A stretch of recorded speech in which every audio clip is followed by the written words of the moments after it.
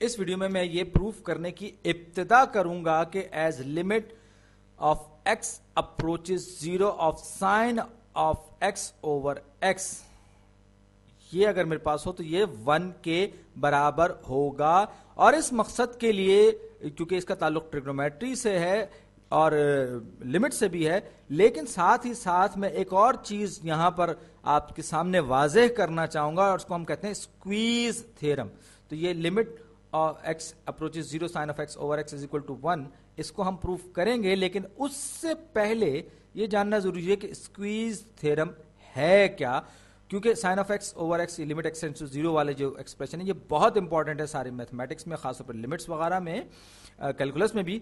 तो अब मैं बात करने जा रहा हूं स्क्वीज थ्योरम पे। याद रखिए कि मैं कोई बहुत मैथमेटिकल किस्म का प्रूफ यहां आपके सामने पेश नहीं करूंगा, बल्कि मैं इसे समझाने की कोशिश करूंगा, क्योंकि ये चीज जो है बज़ाहिर आपको बहुत पेचीदा लगती है, लेकिन बहुत सी ऐसी बातें इसमें कि आप कहेंगे कि हाँ ये बहुत आसान है और समझ में आने वाली चीज है। फर्ज कर लीजिए मैं अपने बारे में कहता हूं कि सेल ऑलवेज ईट्स, यानी मैं यानी सलमान खान हमेशा ज्यादा खाते हैं। किससे?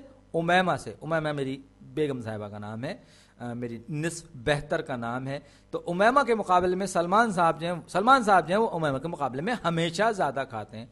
लेकिन साथ ही साथ cell always eats less than, फर्ज कीजिए मैं अपनी तरफ से कोई एक मसनूई करेक्टर बना लेता हूं, उसको मैं नाम देता हूं बिल का। तो चलिए बिल, ये कोई भी बिल साहब हैं, ये बिल गेट्स साहब, इसको दिल पे ना लें। तो कहने का मतलब यह है कि एक मेरे पास दो स्टेटमेंट्स हैं। एक स्टेटमेंट ये कह रही है कि सलमान हमेशा उमैमा से ज्यादा खाते हैं, दूसरी स्टेटमेंट कह रही है कि सलमान हमेशा बिल से कम खाते हैं। तो अगर कहा यह जाए या बताया जाए कि मंगल वाले दिन यानी कि ट्यूसडे को उमैमा ने 300 कैलोरीज इस्तेमाल की या खाई, और साथ ही साथ ये जो बिल साहब हमारा जो कैरेक्टर है इन्होंने भी 300 कैलोरीज इस्तेमाल की, तो ये सलमान साहब जो हैं इन्होंने क्या खाया, यानी कि मैंने कितनी कैलोरीज खाई, कितनी कैलोरीज इस्तेमाल की ट्यूसडे को। अब अगर आप गौर से देखें तो मैं हमेशा उमैमा से ज्यादा खाता हूं लेकिन बिल से कम खाता हूं। इसका क्या मतलब हुआ? इसका मतलब यह हुआ कि जब ये दोनों के दोनों आपस में बराबर पहुंच रहे हैं तो क्या होगा, मैं इनके दरमियान स्क्वीज हो गया हूं, मैं इनके दरमियान सैंडविच हो गया हूं। तो लिहाजा अगर दोनों ने 300 खाई हो, मैं एक से कम खा रहा हूं, एक से ज्यादा खा रहा हूं, तो ऐसी सूरत में मैंने जो जितनी कैलोरीज इस्तेमाल की थी वो भी लाजमन उतनी ही होंगी जितनी उन दोनों ने इस्तेमाल की होंगी।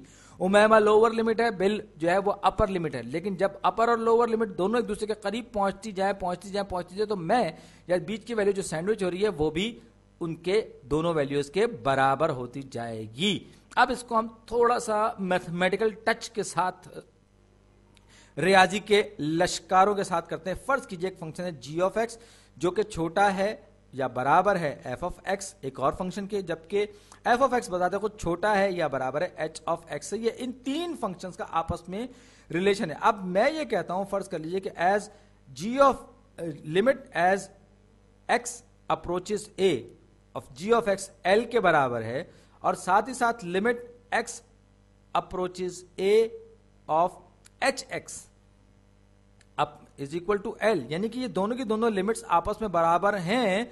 तो फिर तीसरा, याद रखिए मैं इसको मैथमेटिकली प्रूफ नहीं कर रहा हूं, सिर्फ बता रहा हूं। तो स्क्वीज थ्योरम ये कहता है कि limit x approaches a of F x भी लाजमन एल के बराबर होगी, क्योंकि एल इन दोनों फंक्शंस यानी कि जी एक्स और एच एक्स के दरमियान सैंडविच बना हुआ है। ये आप ये समझिए कि इसमें एच जो है वो बिल है, जी जो है उमैमा है, एफ जो है वो मैं हूं। तो इस सूरत में ये देख लीजिए कि अगर जी एक्स यानी कि उमैमा भी की वैल्यू भी एल के बराबर है, उसने भी 300 कैलोरी, मैंने भी बिल ने भी 300 कैलोरी, और साथ ही साथ फिर क्या हुआ, तो मैंने भी 300 कैलोरीज इस्तेमाल की। तो ये चीज है जिसको हम स्क्वीज थ्योरम कहते हैं। मजीद वजाहत के लिए मैं ये ग्राफ आपके सामने ड्रॉ कर रहा हूं। अब मैं फर्ज कर लीजिए मैं ये कहता हूं कि ये मेरे पास फंक्शंस हैं जिसमें कि हमारे पास इंडिपेंडेंट वेरिएबल x है और डिपेंडेंट वेरिएबल यानी कि फंक्शन की जो वैल्यूज हैं वो l पर हैं। तो ये मेरे पास ये इसकी वैल्यू a है, ये l है। तो एक्स एक्सिस पर मेरे पास मैंने एक वैल्यू ली a और वाई एक्सिस पर जो कि फंक्शन की वैल्यू है वो l है। तो अगर g ऑफ x फर्ज कर लीजिए, मैं कहता हूँ एक इस तरह का घूमता घामता किस्म का फंक्शन है, ऊपर नीचे अत्थल पुत्थल अंदाज में चल रहा है, लेकिन इसकी जो वैल्यू है a, l वो यहां पर मौजूद है g ऑफ x के लिए। याद रखिए ये g ऑफ x की वैल्यू है, तो ये यहां कहीं होगा। ये मेरे पास g ऑफ x का ग्राफ है। अब g ऑफ x की बात होगी, अब मैं आता हूं h ऑफ x पे। h ऑफ x का ग्राफ किस तरह से बन सकता है? फर्ज कर लीजिए h ऑफ x का ग्राफ कुछ इस तरीके से बनेगा, यानी कि ये बिल साहब जितनी कैलोरीज रोज लेते हैं, जितना खाना रोज खाते हैं, ये h ऑफ x का ग्राफ बनेगा। और इसमें भी ये एक पॉइंट a, l है। तो ये जो हमारा जो y एक्सिस है, दरअसल ये फंक्शन एक्सिस मैं इसको कहूंगा, यानी कि ये hx, gx और fx के लिए मैं इस को इस्तेमाल करूं, जबकि x जैसे मैंने कहा कि हमारा इंडिपेंडेंट वेरिएबल है, उसकी वैल्यूज चेंज होगी।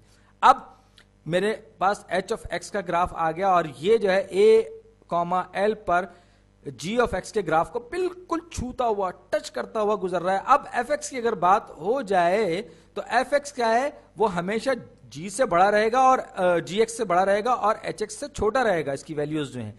तो अब क्या होगा, अब ये इस हरे ग्राफ और नीले ग्राफ दोनों के दरमियान में कहीं इसकी वैल्यूज आएंगी। ये कुछ इस तरीके से चल सकता है, तो ये इस तरीके से यूं घूमता घामता, लेकिन ये इन दोनों के दरमियान रहेगा, ना एक से कम होगा और ना दूसरे से ज्यादा होगा। और फिर यहां पे AL पे पहुंच के एक बार फिर ये वैल्यूज इन सब की सेम हो जाएंगी।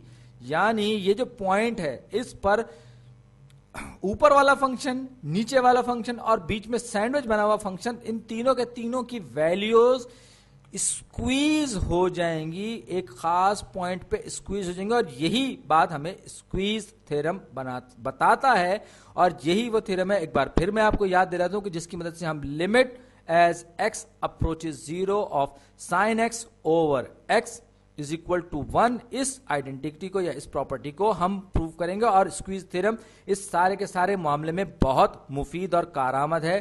तो कहने का मतलब यह कि यहां तक आके मैंने कर लिया है, 8 मिनट मेरे पूरे होने वाले हैं, और मेरा ख्याल है कि मैं limit x sine of x over x वाला जो मामला है उसको मैं अगली वीडियो में देखता हूं।